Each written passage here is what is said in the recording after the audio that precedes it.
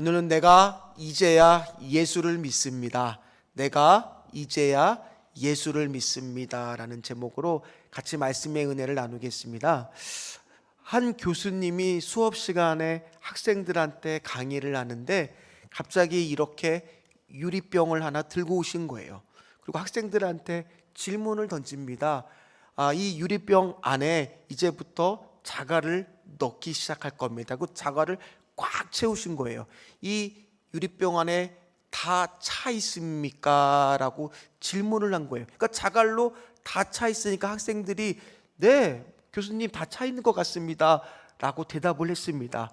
그랬더니 교수님이 그 다음에 뭐를 넣느냐면 모래를 그 안에다가 넣는 거예요.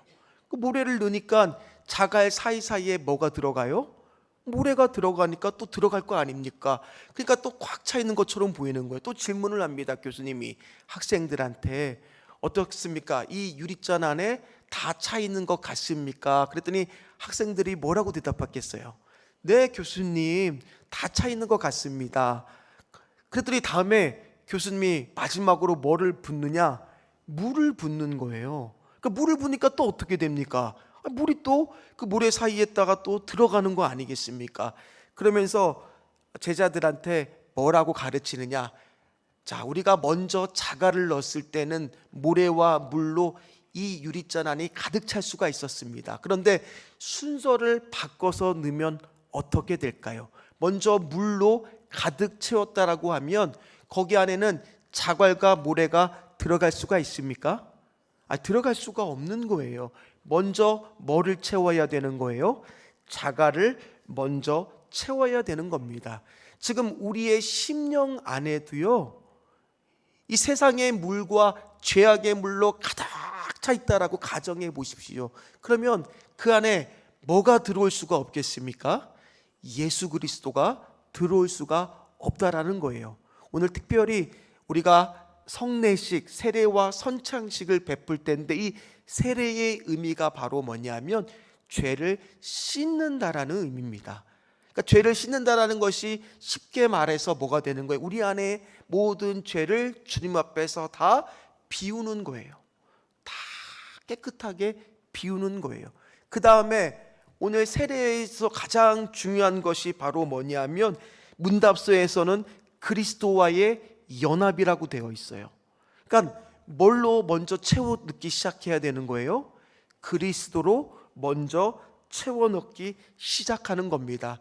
특별히 세례라는 것은 예수는 그리스도시고 나를 위하여 십자가에 달려 돌아가시는 구세주로 영접하는 것을 공개적으로 나타내는 것이 바로 뭐냐? 이 세례라는 겁니다. 그래서 사도 바울도 가는 곳곳마다 전도여행 중에서 뭐를 많이 베풀었느냐? 세례를 많이 베풀었습니다. 특별히 제2차 전도여행 가정만 보더라도요, 마게도냐에서 처음으로 간 곳이 어디냐? 빌립보라고 하는 도시잖아요. 기억나시죠? 벌써 기억의 저편으로 가셨나요? 거기 보면 누구를 만납니까? 자색 옥감 장수 루디와 또 감옥에 갇혔을 때는 간수장의 가정을 향해서 나중에 예수를 믿어 온 가족이 다 뭐를 받느냐?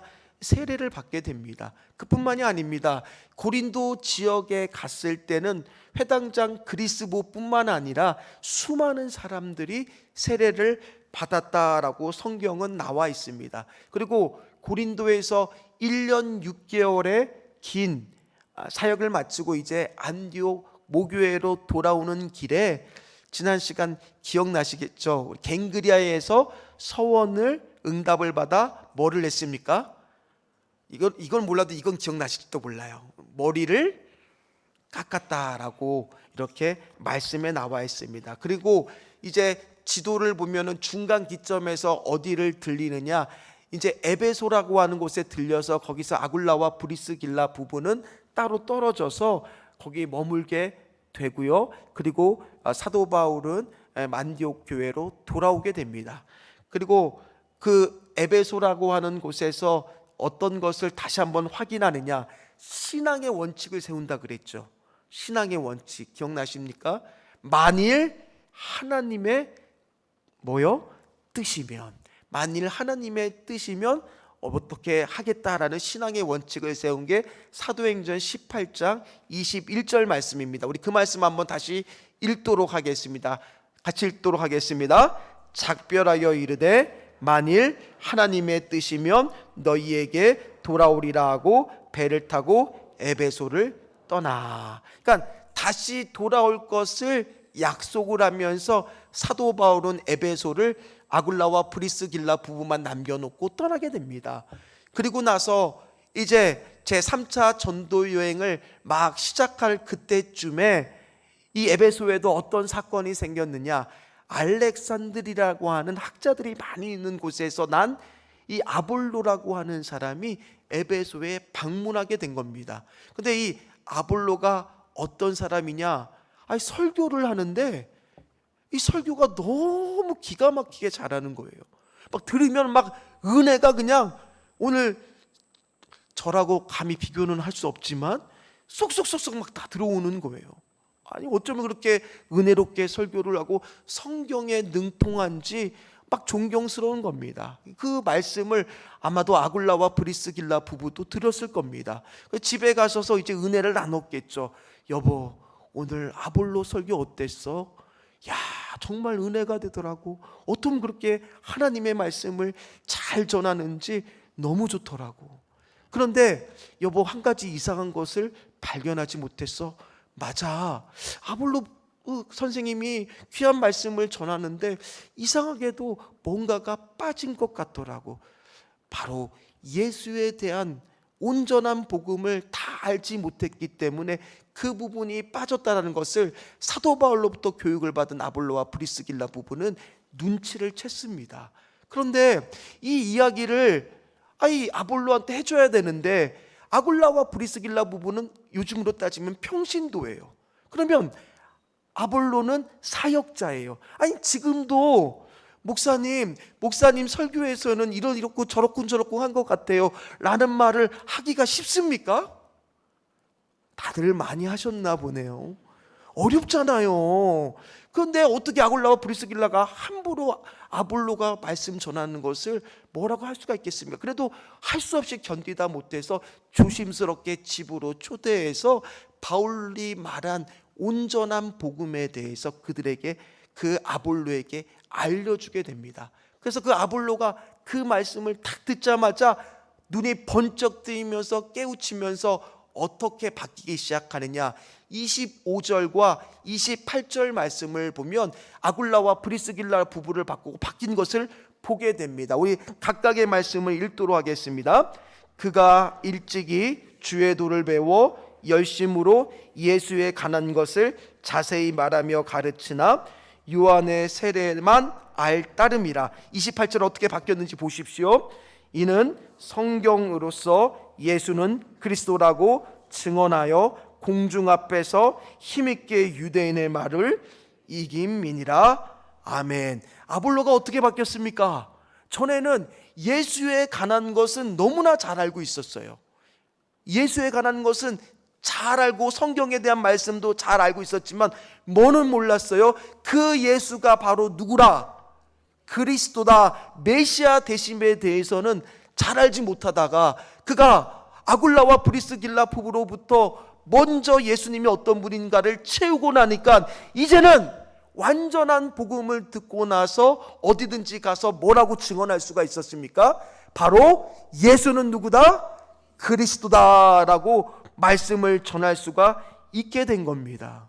오늘 우리도 마찬가지입니다. 이 안에도 아볼로와 같은 자가 있을지도 몰라요. 신앙생활은 오래 했습니다. 예수에 관해서 너무나 많이 들었습니다. 예수에 관해서는 웬만한 사람보다도 더 많이 알 정도로, 이렇게 말하는 분이 있더라고요. 우리 남편은 성경에 대해서 물어보면 모르는 게 없어. 그런데 교회는 안 나와. 예수에 관한 것에 대해서는 열심으로 알지만은 첫 번째 우리 안에 무슨 고백이 있어야 되느냐? 같이 읽도록 하겠습니다. 예수는 그리스도입니다. 이 고백이 있냐라는 거예요. 아볼로는 이 고백이 있기 전에 예수에 대해서 열심히 있었습니다. 오늘 이 자리 가운데에서도 그런 분은 아무도 없겠지만은 봉사 열심히 합니다. 충성되게 합니다. 맡은 책임을 잘하고 있습니다. 예수에 관해서는 그 누구보다도 많이 알고 있습니다. 그러나 그의 입술에서 어떤 고백이 없느냐? 예수는 나의 주님이십니다. 나의 그리스도이십니다. 이 고백을 차마 할 수 없는 분이 있을 수도 있더라는 거예요. 왜 그러냐? 베드로도 너희는 나를 누구냐라고 예수님이 물으셨을 때 뭐라고 대답했습니까? 주는 그리스도시요 살아계신 하나님의 아들입니다 라는 고백을 했지만은 예수님이 뭐라고 말하냐? 이걸 너가 알게 하는 것은 너가 알아서가 아니라 그거를 하나님이 알려주었기 때문에 알았다라고 고백했던 것은 무슨 뜻이게요? 예수님을 그리스도라고 아는 것과 믿는 것은 어쩌면 또 다른 문제일 수가 있더라는 겁니다. 아볼로는 이제 뭐를 알았느냐? 그렇구나. 내가 알았던 그 예수가 바로 뭐다? 그리스도라는 것을 은혜 가운데 깨닫게 됩니다. 그리고 그의 목회가 완전히 달라지게 됩니다. 그런데 이 에베소에서 목회가 달라지긴 했지만은 아까도 우리가 성경을 보면 알겠지만 고린도로 떠나게 됨에 따라서 에베소에 남아있는 성도들에게는 그거를 다 알려주지 못하고 떠나게 됩니다. 그러다 보니 에베소에 있는 사람들은 아직도 아볼로와 똑같은 영적 상태가 되고 있었습니다. 그리고 그 에베소에 이제 누가 방문하게 되느냐? 바로 한번 지도를 볼까요? 이 드로아라고 하는 지역으로부터 꺾어서 안쪽으로 들어오니까 바로 뭐가 있어요? 에베소라고 하는 지역이 지도에 보이십니까? 네, 그 지역으로 이제 사도 바울이 방문하게 되는 거예요. 사도 바울이 온다고 하니까 에베소에 있는 교인들은 마치 연예인을 보는 듯한 흥분감이 있었을 거예요. 말로만 들었던 사도 바울이 드디어 우리 에베소 교회에 온다니, 정말 만나서 이 은혜에 대해서, 말씀에 대해서 배우고 알고 싶다라는 생각을 아마 했을 겁니다. 그리고 사도 바울이 오자마자 열렬히 환영을 하면서 말을 막 하면서 자신의 신앙과 모든 것에 하나님 말씀 궁금한 거를 물어보고 있는데 사도 바울은 눈치를 채기 시작했을 겁니다. 이들 가운데 무엇이 부족해 보이는 거예요. 뭔가 빠져 있는 거예요. 분명히 예수님을 안다면 하나님은 두려운 존재만이 아닌데 죄책감에 빠져서 두려워서 귀신들이 무섭고 이렇게 신앙생활하면 안 되는데 그들 가운데 그런 모습들이 보이기 시작했다라는 겁니다. 그래서 정작 중요한 것이 아직 그 안에 먼저 채워지지 않았구나, 이거를 깨닫게 됩니다. 그래서 물어보는 게 우리가 읽었던 2절 말씀입니다. 2절 말씀 같이 읽도록 하겠습니다. 이르되 너희가 믿을 때에 성령을 받았느냐? 이르되 아니라 우리는 성령이 계심도 듣지 못하였노라. 아멘. 오늘 뭐라고 물어보고 있습니까? 사도 바울이 성령을 받았느냐? 오늘 이 질문은 예수를 믿는 우리에게도, 이 가운데에서도 지금 예수에 관해서는 잘 알고 있지만은 예수는 그리스도라고 고백하지 못하는 분들에도 오늘 동일하게 물어야 되는 질문이라는 겁니다. 그래서 두 번째 무슨 질문이 있습니까? 같이 읽도록 하겠습니다. 성령을 받았습니까? 예수를 믿는다는 것은 내 안에 뭐가 있다라는 거예요? 바로 성령님이 계셔야 되는 거예요. 나의 모든 죄의 물은 다 쏟아내고 이제 그 유리잔 안에 나의 심령과 모아 안에 예수 그리스도로 채워졌음을 고백할 수 있는 것은 내 안에 뭐가 채워진 거예요? 성령님이 계시다라는 증거입니다. 그래서 예수님은 부활 승천하시면서 우리에게 누구를 보내주시겠다고 약속하시느냐? 요한복음 14장 26절 말씀을 같이 읽도록 하겠습니다. 보혜사 곧 아버지께서 내 이름으로 보내실 성령, 그가 너희에게 모든 것을 가르치고 내가 너희에게 말한 모든 것을 생각나게 하리라. 아멘. 전에 에베소의 제자들은 성령을 경험하기 전까지는 세례 요한의 말씀만 붙들고 살았어요. 그러나 이제 내 안에 성령 세례를 받기 시작하니까 누구를 붙잡기 시작하느냐? 예수님만 붙잡기 시작했어요. 전에는 죄의 문제에 대해서 죄책감에 빠져서 늘 하나님한테 심판받을 것만 두려워했던 이 에베소의 교인들이 예수님이 나를 위하여 십자가에 달려 돌아가시고 구원해 주신 메시아라는 것을 믿고 나고 성령이 들어오기 시작하니까 구속의 기쁨의 은혜를 맛보기 시작했다라는 거예요. 신앙생활은 두려움이 아니라 기쁨이라는 것을 맛보기 시작했다라는 겁니다. 이처럼 성령의 세례를 받는 사람은 예수만 붙들고 사는 줄 믿으시기를 주의 이름으로 축원합니다. 예수님으로 채워지는 거예요. 예수님으로 먼저 채워지는 겁니다. 오늘 이 자리에서 세례받은 분들도, 앞으로 세례받을 분들도 이 고백이 있으시기를 주의 이름으로 축원합니다.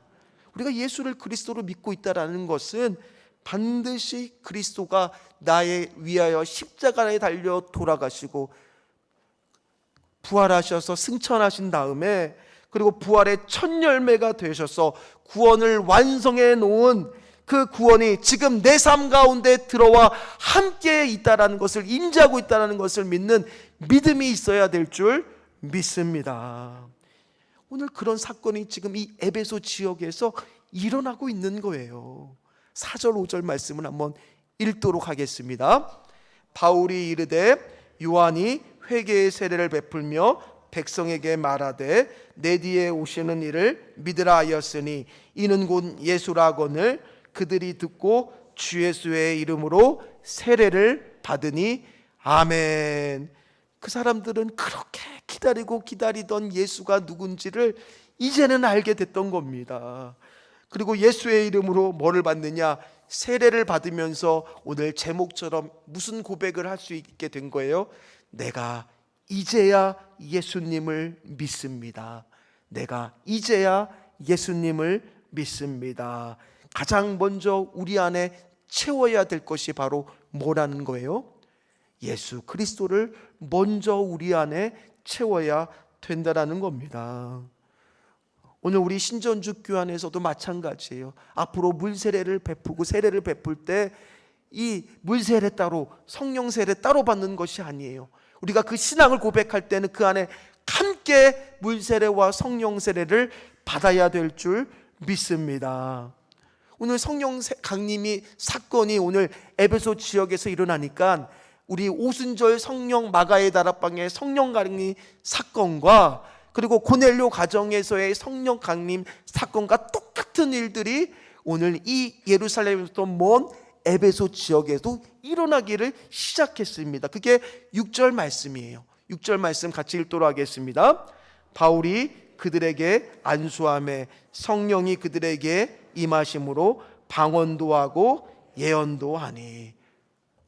저는 오늘 이 말씀을 묵상하면서 준비하면서 간절히 기도했습니다. 오늘 이 안에도 혹시나 성령의 세례가 필요하고 예수를 그리스도라고 고백해야 될 사람이 있다면 오늘 이 안에도 하나님 아버지 6절의 말씀이 이루어지게 하여 주셔서 성령 강림 사건이 바로 오늘 이 예배 가운데도 일어날 수 있도록 주여 하나님 도와 주시옵소서.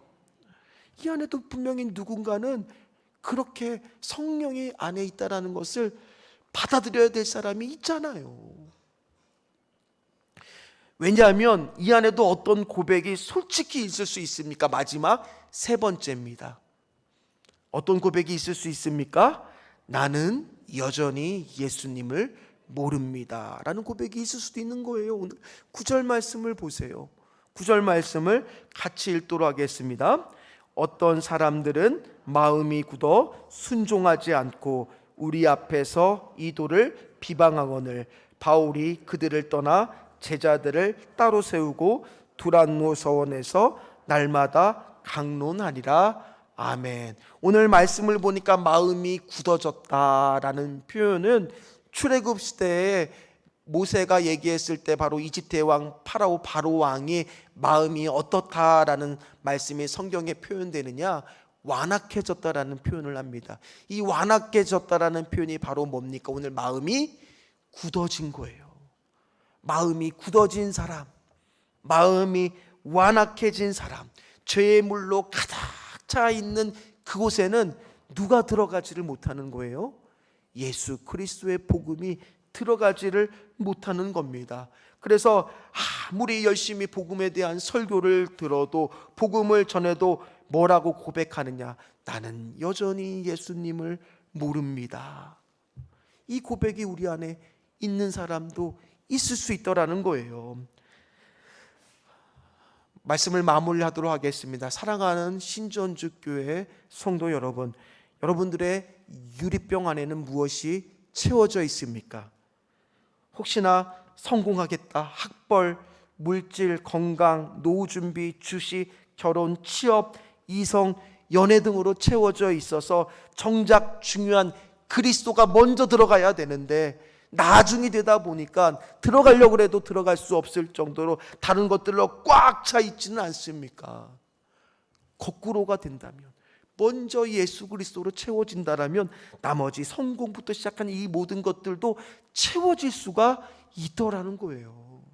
중요한 것은 바로 뭐예요? 순서라는 겁니다.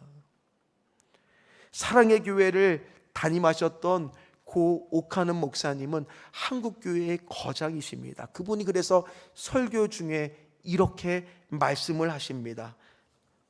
제가 읽어드리도록 하겠습니다. 나는 복음을 다 안다고 하는 마귀의 생각을 뿌리치십시오.